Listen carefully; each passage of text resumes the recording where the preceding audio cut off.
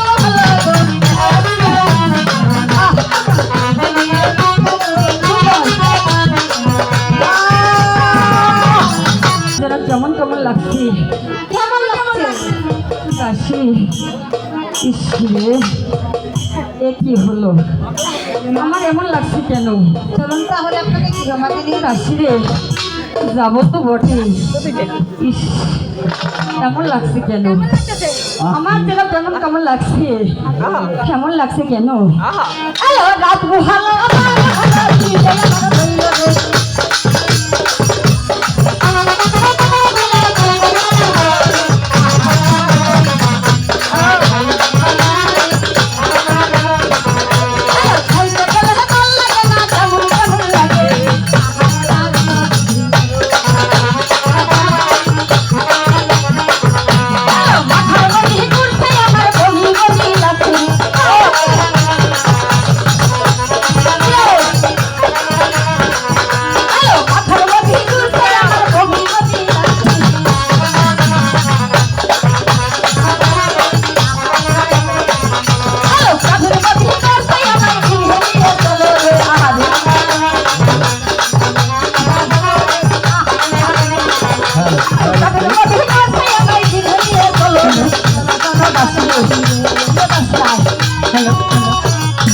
হে খোদা দয়াময় পাক পরওয়ারদিগার, আজ কতদিন আমি বেগমকে রেখে এসেছি, সে তন্তু সত্যায় ছটফট করছে খোদা। তুমি তার প্রতি সহায় থেকো খোদা, তুমি তার প্রতি সহায় থেকো। সালাম জাপানা ওগো দাসী, তুমি কি আমার বেগমের সংবাদ কিছু বলতে পারো? আপনার একটি শুভ সংবাদ। কি শুভ সংবাদ দাসী? আজ বিশেষ আপনার ঘরে ওই আকাশের ওই চাঁদের মতো ফুটফুটে একটি পুত্র সন্তান জন্ম নেয়। তার কি রূপ, তার কি ছায়া, তার কি কায়া বলতে পারো দাসী? আমি আপনাকে কিছু না কিছু বলতে পারি। হ্যালো তুমি বলো আমি শুনি। হাই গো শোনেন শোনেন শোনেন হরে বাদশা ও বাদশা বলি গো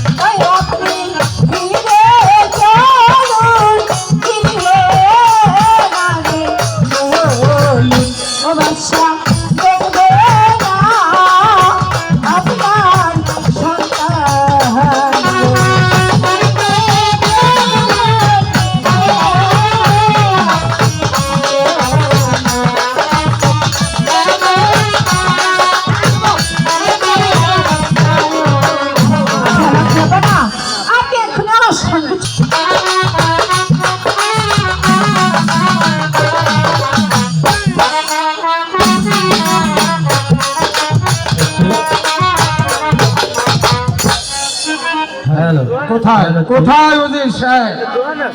সালাম জাহাপনা সালাম। উজির সাহেব, দেখতে দেখতে 12টি বছর কেটে গেল। এখন আমার বাপ গাদি বেশ বড় হয়েছে, তাই আমি মনে মনে স্তব করেছি আমার এই বিশাল রাজ্য বাপ গাদির হাতে অর্পণ করে দিয়ে আমি যে বাকি জীবনটাই অবসান করতে চাই। জাহাপনা, আরে বাচ্চার ছেলে বাচ্চা হবে তাতে আপত্তি কিসের? এখনই আমি শাহজাদা গাজীকে এই রাজপ্রাসাদে ডেকে আনছি। তাই আমি কোথায় বাবা গাজী?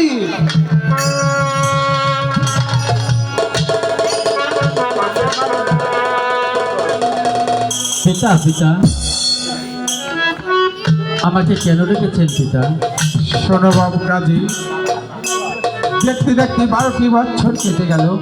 এখন তুমি বেশ বড় হয়েছ, তাই আমি মনে মনে স্তব করেছি আমার ওই বিশাল রাজ্য যে আমি তোমার হাতে অর্পণ করে দিয়ে বাকি জীবনটা যে আমি অবসান কাটাতে চাই। ওগো পিতা, আমাকে আপনি ক্ষমা করবেন পিতা। আমি যে আপনার এই রাজ সিংহাসন গ্রহণ করতে পারছি না পিতা। এ কি বলছো বাবু গাজী? আমি সত্য কথা বলেছি। রাজ সিংহাসন গ্রহণ করতে পারবে না, তুমি কি করবে? ওগো পিতা, আমি যে দীনবন্ধু বাড়িতলা মুর্শিদের নামে ফকির হতে যাই পিতা। এ কি বলছো বাবু গাজী? আমি তো তুমি সত্য বাচ্চার বলেছি। ছেলে বাচ্চা হবে, তাতে তুমি ফকিরগঞ্জ যাই করতে যাবে না বাবু গাজী? তুমি সব ভুলে যায় এই রাজ সিংহাসন গ্রহণ করে নাও। আরে কেমন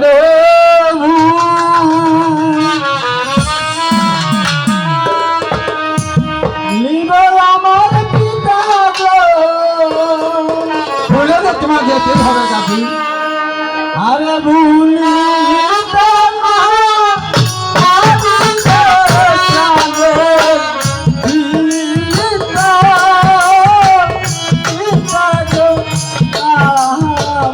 ওসব ভুলে তোমার রাজ সিংহাসন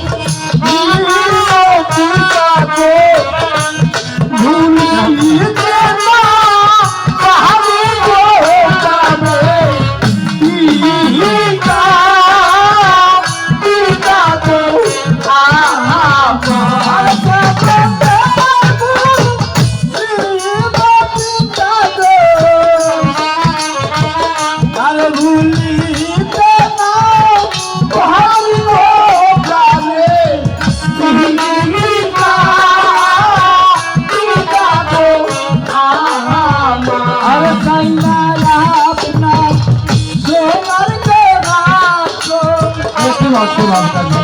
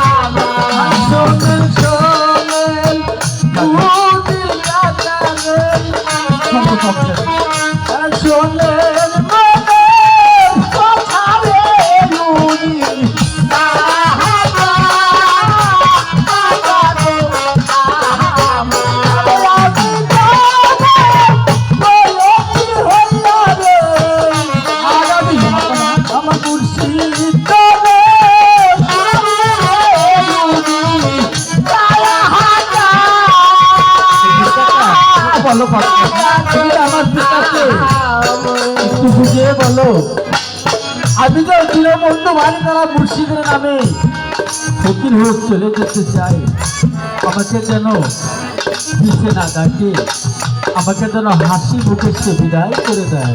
জাহাপনা, শুনেছেন বাবা গাজী কি বলেছে?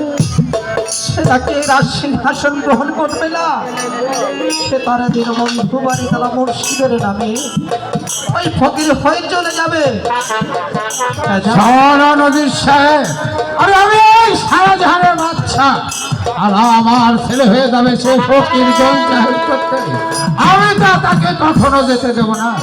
তাই আমি তোমাকে শেষবারের মতো অনুরোধ করে বলছি বাবুকাজি, তুমি এই রাজ সিংহাসন গ্রহণ করে নাও।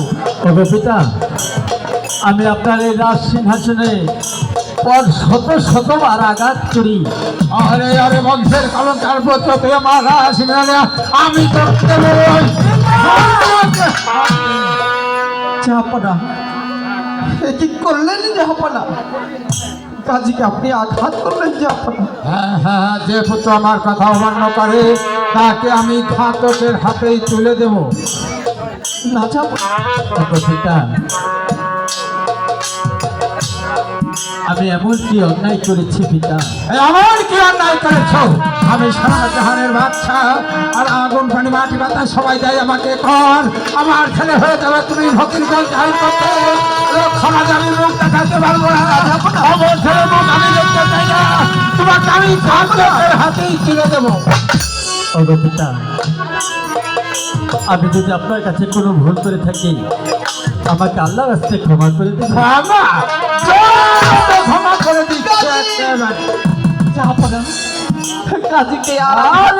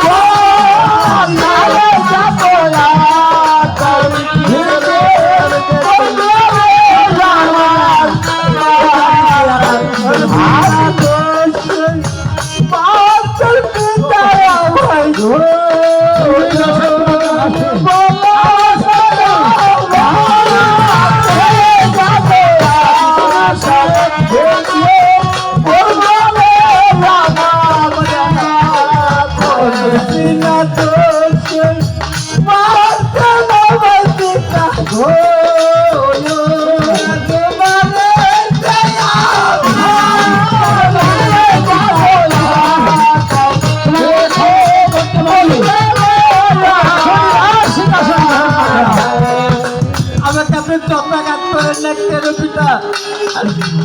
আমি তো আপনারা জানছি নাটের কখনো বরুণ করতে পারবো না পিতা। তোমাকে ওই ঘাতকের হাতেই দিচ্ছি, আর তোমার রক্ষা নাই। কোথায় কোথায় ঘাতক? ওজির সাহেব, আজকে আপনি জল্লাদের হাতে তুলে দেবেন না। আমি এই তো আসছি। এই আমাকে কি কারণে স্মরণ করলেন? শোন ঘাতক, এই গাবিকে ওই দক্ষিণ মশানে নিয়ে ওর মুন্ডু কেটে খণ্ড খণ্ড করে নিয়ে আসবে। ওর রক্ত আমি দেখতে চাই। কি বললেন জাহাপনা? আপনি জ্ঞানে বলছেন, চক জ্ঞানে বলছেন? হ্যাঁ হ্যাঁ, আমি গানে বলছি। আপনার একমাত্র কলিজার টুকরা নয়নমণি, তাকে দেবেন আপনি ঘাতকের হাতে? হ্যাঁ হ্যাঁ হ্যাঁ, একমাত্র পুত্র সে আমার অবাধ্য হয়েছে, সে আমার ছেলে হয়ে যাবে ফকিরগঞ্জ দায়িত্বতে, তাই আমি ওকে আপনার হাতে তুলে গেছি। ওর মুন্ডুকে নিয়ে খণ্ড খণ্ড করে নিয়ে আসবে। ক্ষমা করে দেবেন জাহাপনা, আমি এমন কাজটি করতে পারবো না। শোনো ঘাতক, তুমি নতুন ভোগী কর্মচারী, আমার কথা যা অমান্য করলে আমি তোমাকে চাকরি দিতে পারবো। আমাকে চাকরি হতে বঞ্চিত করবেন না জাহাপনা। এই চাকরির উপর আমার স্ত্রীর পুত্র পরিজনের পেটের অন্ন যোগাই। আপনি আমাকে চাকরি হতে বঞ্চিত করবেন না। তবেই নিয়ে যাও বলছি। হ্যাঁ, আপনার ছেলে আমার কি হয়? আপনার হুকুমে কত মায়ের কপালের সুযোগ আপনার হুকুমে কত পিতা পিতৃহারা করেছি। আজ আপনার যে হুকুম, আপনার একমাত্র পুত্রকে দেবেন আপনার ঘাতকের হাতে। আমি পারবো না, কেন আমার তো চাকরি। আপনার হুকুম তামিল করাই পারবো। আমি পারবো না এমন কোনো কাজ নেই, আমি পারবো। এই ছেলে, চলে এসো। চলো। কি করছো চল্লা? উজির সাহেব, চলে আসো আমাদের সাহেব। আমাকে করতে দেন। মাত্র সত্তা চল্লা, কাজীকে তুমি নিও না চল্লা, কাজীকে তুমি ছেড়ে দাও, আমাকে অনুরোধ করো না, আমার কর্ম আমাকে করতে দেও। ক্ষমা করে দাও চল্লা। কাজী যে একটা নাবালক শিশু জন্ম, ও হয়তো ভুল করেছে। আমার মালিকের অনার ফলো করতে হবে। আমার মালিক আমাকে দিয়েছে। নিয়ে যেতে না। চলে আসুন বলছি।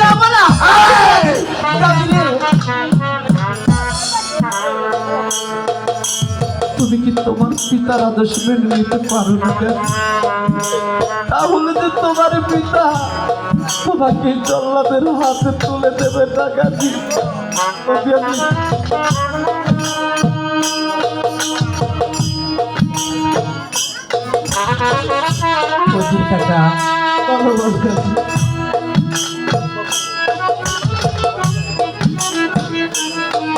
তোমার কথা শুনি আমার মনে অনেকটা শান্তি পেয়েছি, কিন্তু তুমি আমাকে আরেকটি বারের জন্য কখনো বারণ করবে না। আমার পিতার নাম বাদশাহ সাহাব সেকেন্দার। ওনার কথা যেরকম অমান্য হয় না, আমি তারই সন্তান গাজী, আমার কথা কেন অমান্য হবে? সে আমাকে ঘাতকের হাতে তুলে দিয়েছে, ভালো করেছে। আমি তো আমার পিতার কাছ থেকে চেয়ে নিয়েছি, তুমি আমাকে যে শাস্তি দিবে আমি সেই শাস্তি মাথা পেতে নেব। তবু তারপরে সিংহাসন গ্রহণ আমি করবো না। আমি তোমার কথা বুঝতে পেরেছি, তবু কেন বলেছি তা শোনো। তোমাকে বড্ড ভালোবাসি আমার কাছে। সেই ছোটবেলা থেকে আমি কোলে পিঠে করে তোমাকে মানুষ করেছি। আমি জানি, কেউ না জানলে আমি জানি, তুমি আমার সেই ছোট্টবেলা থেকে আমাকে লালন পালন করে নিজে না খেয়ে আমাকে খাইছো। আমাকে তুমি এত বড় করে তুলেছ, আমার জন্য তোমার হয়তো মায়া লাগতে পারে, কিন্তু তোমার জন্য যে আমার একটু মায়া নেই। বলো এখন তুমি কি করবে? আমি যদি তোমার জন্য মায়া করি তাহলে যে আমার ওই মুর্শিদে সাক্ষাৎ আমি কখনো পাবো না। তাই আমি বলছি, বলো বাবু, তুমি আমাকে হাসি মুখে ঘাতকের হাতে তুলে দিয়ে তুমি আমার এই পিতার পাশে সবসময় জন্য থাকবে। আমি চলে গেলে যে আমার পিতার আর কেউ থাকবে না। আমি চলে গেলে আমার পিতাতে আর কেউ থাকবে না। গাজী, আপনি আমার মুর্শিদ কোথায় আছে? আমার মুর্শিদের জন্য আমি চলে যাবো।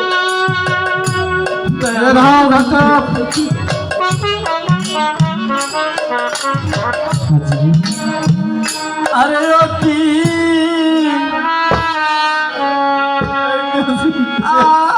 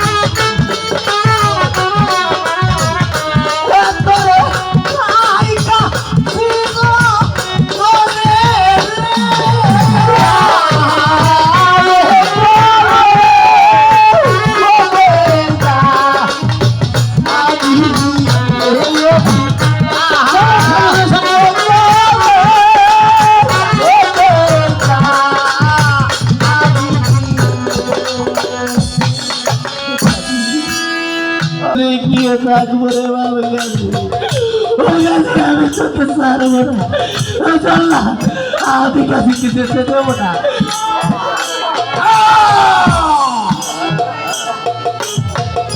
চলে এসো, আর তোর সইছে না, সবাই চলে যায়। এই, উকিল সাহেব, ছেড়ে দাও, ছেড়ে দাও। চলে আসো, বলেছেন, চলে আসো বলছি।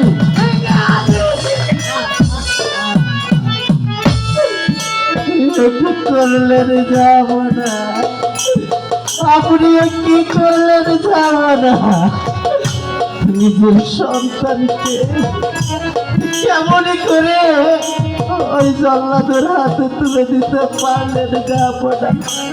সরণদেশ সাহেব, আরে আমি তো সারা দেশ বিচার করি, আর আমার ছেলে ফকিরগঞ্জ ধার করতে যাবে, আপনি তার জন্য প্রার্থী করবেন না। আমি ওই ছেলের মতো আর দর্শন করতে চাই না। যাব না, এখনো সময় আছে, যাব না। ওই বাবার কাজকে আপনি ফিরিয়ে আনেন। যাব না, ওই জল্লাদের গাছকে মেরে ফেলবে, যাব না।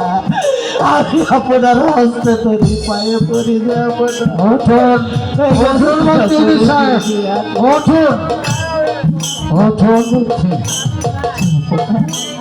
সরণদেশ সাহেব, আরে গাদি তো আমার ছেলে, আপনার কি হয়?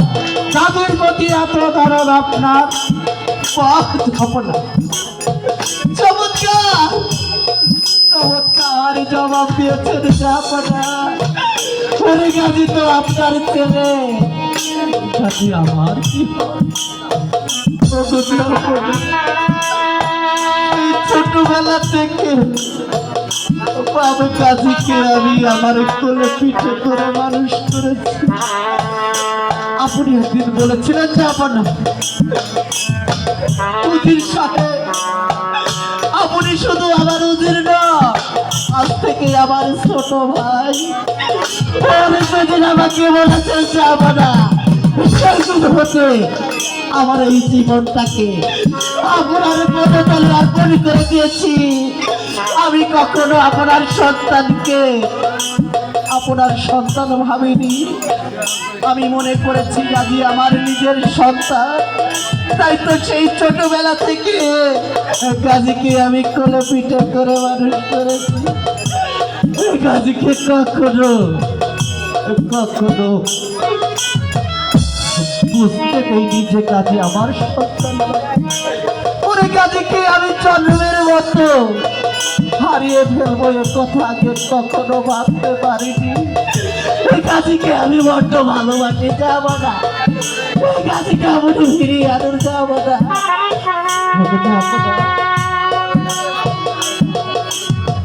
সত্যি বলছি, আরে ভালোবাসার আপনি কিছুই বুঝবেন না। ওরে ভালোবাসা দিয়ে ওই পাথরকে বিখণ্ডিত করে ফেলা যায়, ভালোবাসা দিয়ে ওই সাগরকে শুকিয়ে ফেলা যায়। ভালোবাসার আপনি কিছুই বলবেন না। ওই তো যাব না। আমিও বলছি আপনাকে, এমন একটা দিন আসবে যে ওই কাজের জন্য কাঁদতে কাঁদতে ওই চোখের পানিতে নদী হয়ে যায়। এই গাছটিকে আর কখনো ফিরে পাবে না, ফিরে পাবে না, যাব না। এই গাছটি যেই পথে গিয়েছে আমিও যে সেই পথে চলে যাব। গাছটি, আমি আছি ভালো গাছটি, এই গাছটি।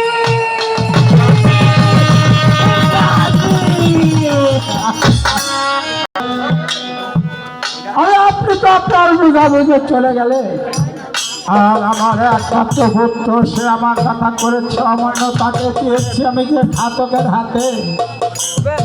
আরে আমার বুকের ভিতর যে চলে পুড়ে ছাড় ছাড় হয়ে যাচ্ছে উজির সাহেব। আরে আমার বুকের খবর দেওয়ার কেউ রাখে না উজির সাহেব, কেউ রাখে না, কেউ রাখে না।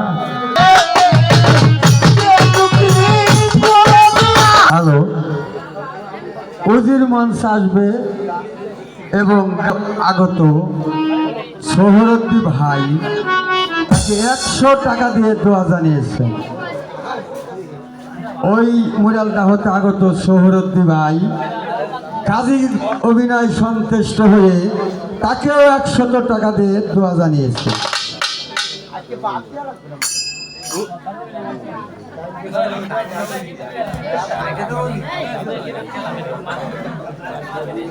নগনন্দনপুরের সালাম ভাই কাজীর অভিনয় সন্তুষ্ট হয়ে তাকে 100 টাকা দিয়ে দোয়া জানিয়েছে।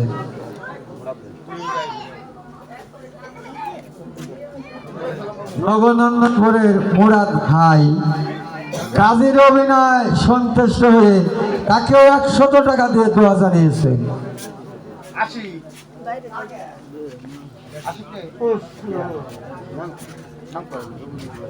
নগনন্দনপুরের এক ভাবি কাজীর অভিনয় সন্তুষ্ট হয়ে 150 টাকা দিয়ে দোয়া জানিয়েছে। নগনন্দনপুরের সুরভ ভাই সেও কাজীর অভিনয় সন্তুষ্ট হয়ে 100 টাকা দিয়ে দোয়া জানিয়েছে। দেখা যাচ্ছে সেই দক্ষিণ কানন, এই দক্ষিণ কাননে নিয়ে আমার কর্ম শেষ করব। চলে এসো। দাঁড়াও, তুমি আমাকে কোথায় নিয়ে এসেছো? তোমার শেষ ঠিকানায়। এখানে তো দেখি অনেক মানুষের হাড়গো দেখা যাচ্ছে। শুধু হার নয়, কত মানুষের মাথা শিকাল কুকুরে টেনে টেনে খাচ্ছে। তোমার পিতার আদেশে এই কর্ম করেছি, এই অস্ত্রের দ্বারা। শোনো ঘাতক, তুমি আমাকে ভয় দেখিয়ে মারতে পারবে না। তুমি এখনো বুঝতে পারোনি যে আমি খোদার নামে ফকির হতে চলেছি। তা তো আমি জানি না, কিন্তু আমার কর্ম তো তোমার পিতার চাকরি করি।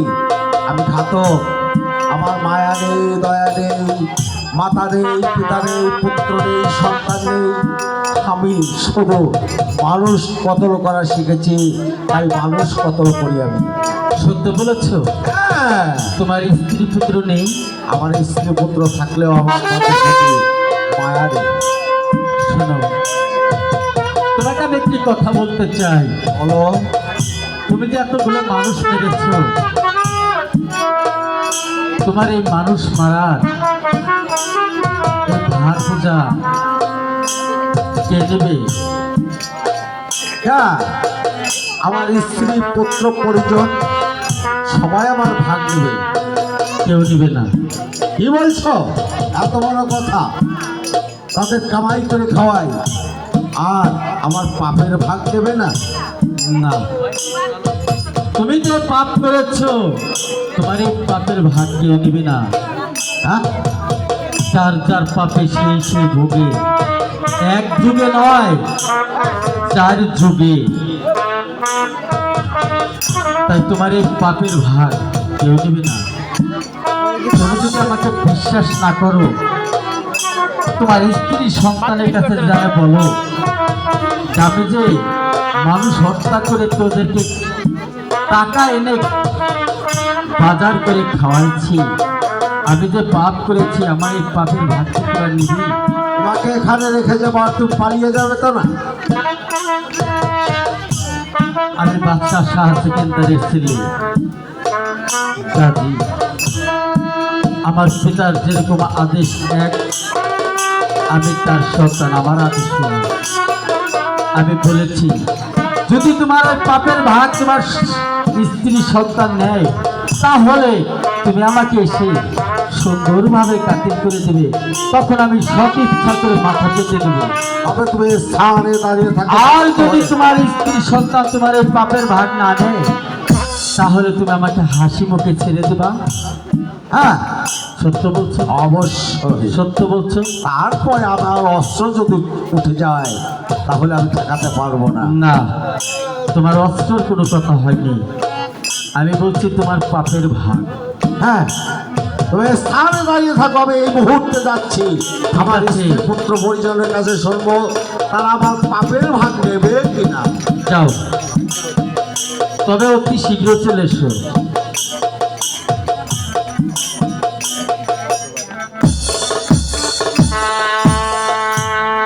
গাজী!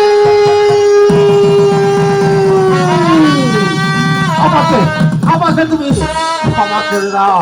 এ কি হলো? না না না, আমার স্ত্রী পুত্র পরিজন কেউ আমার এই পাপের ভাগ নেবে না। আমি অনর্থক শুধু আমি ছায়ের ভিতরে ঘি ঢালছি। আমি তাদের জন্য আমি এইভাবে মানুষ কঠোর করে পাপের ভরা আমি ভরে যাচ্ছি। কে আমার এই পাপের ভরা নেবে না। তুমি আমাকে ক্ষমা করে দাও। আমি বুঝতে পেরেছি এমন জ্ঞানের কথা কেউ পৃথিবীতে বলেনি। তুমি আমাকে জ্ঞান দিলে। শোনো ঘাতক, আমি তোমাকে কেন জ্ঞান দিয়েছি জানো? তুমি জানো না আমি যে সেই ছোট্টবেলা থেকে আমি তোমাকে মনে মনে অনেক ভালোবাসতাম। তাই সেই ভালোবাসার প্রতিদান আজকে এইভাবেই দিলাম। আমার একটা সুযোগ এসেছিল, আমি তোমাকে ভালো মতো একটি মানুষ বানাইতে চেয়েছিলাম। তাই আল্লাহর কি খেলা, তেমনি তেমনি যেন তোমার সাথে আমার এখানে সাক্ষাৎ হলো। তাই তোমার স্তর করে আমার পায় নয়, তোমার স্তর তোমার বুদ্ধি। ও বন্ধু, এসো তুমি আমার পক্ষে নাও। তোমার পক্ষে আমি আর পেয়েছি যখন আর তোমাকে বক্ষ হতে দেবো না কোনোদিন। তুমি আমাকে বক্ষ ধরে রাখো। শেষের দিনের কান্দার লোকে তুমি আমাকে অবনতি পার করে দিবে। বলো, আমি একটা কথা বলতে চাই। আর আমি ঘাতকের চাকরি করবো না। আমি সোনার মানুষের পরশ পেয়ে আমার মধ্যে চৈতন্য জ্ঞান হয়েছে। আমি বুঝতে পেরেছি মানুষ হত্যা করা মহাপাপ। আমি এমন মানুষ হত্যা করার কাজ আর কোনোদিনই করবো না।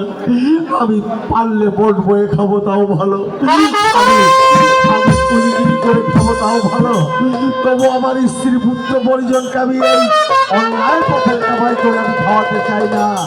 আমি এই নিশীথে নদী পার হয়ে চলে যাবো। আর থাকবো না এই দেশে, এমন নিষ্ঠুর দেশে আমি আর থাকবো না। তুমি আমাকে ক্ষমা করে দাও। ঠিক আছে, তুমি সুন্দর একটা মনস্তব করেছ। তোমার কথাগুলি শুনে আমার অনেক ভালো লেগেছে। কিন্তু তুমি আমাকে একটি কথা বলেছিলে, যে আমার এই পাপের ভাগ যদি ভেড়া না নেয় তাহলে আমি তোমাকে হাসি মুখে ছেড়ে দিব। হ্যাঁ, এবার তুমি আমাকে ছেড়ে দিতে পারো?